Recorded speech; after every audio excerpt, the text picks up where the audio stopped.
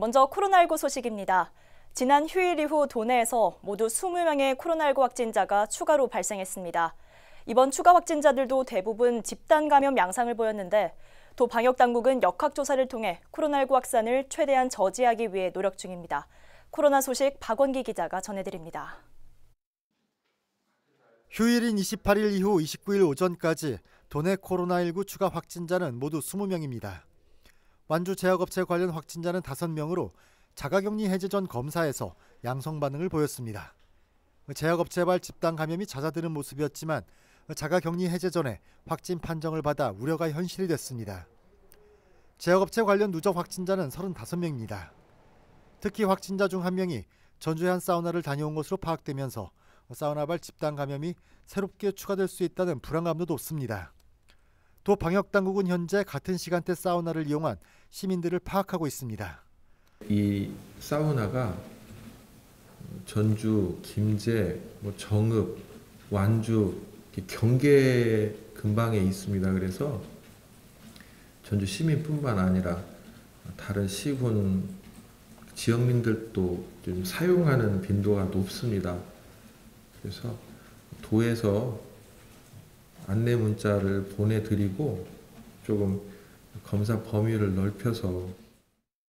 여기에 노래방발 N차 감염도 1명 나타났습니다. 새로운 집단 감염도 발생했습니다. 호성동 미나리광에서 공동 작업을 한 7명이 코로나19 검사 결과 양성 판정을 받은 겁니다. 미나리광 작업을 공동으로 하시고 또 휴식간에 비닐하우스 안에서 식사도 같이 하시고 함으로 해서 전파된 내용으로 파악이 되고 있습니다. 감염원은 찾고 있는 중입니다.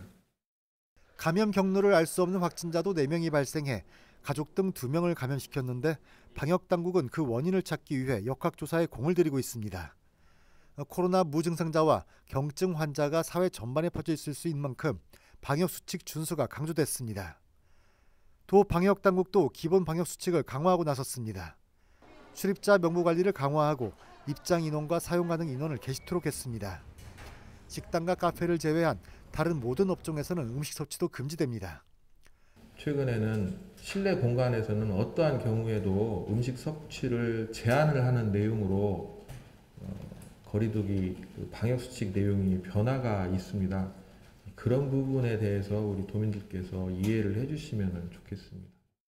최근 사우나 등에서 확진자가 다수 발생하면서 관련해서도 관리가 강화됩니다. 한편 사회적 거리두기 1.5단계는 다음 달 11일까지 다시 2주간 연장됐습니다. BTV 뉴스 박원기입니다.